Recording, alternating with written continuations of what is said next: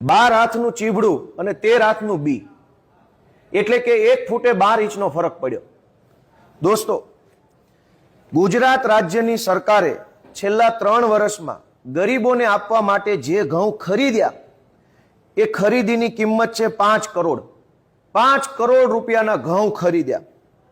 પછી એ ઘઉં અલગ અલગ જિલ્લા અને તાલુકામાં પહોંચાડવા માટે 100 કરોડ અને 20 લાખનો ખર્ચો કર્યો.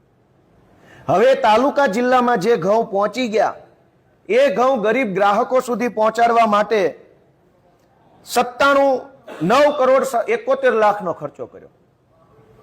એટલે 5 કરોડના ઘઉં લીધા, 100 કરોડમાં એ ઘઉં તાલુકા જિલ્લામાં પહોંચાડ્યા અને 9 કરોડના ખર્ચે એ ઘઉં ગરીબો સુધી પહોંચાડ્યા. આવું સારું કામ ગુજરાતની ભાજપની સરકારે કર્યું છે.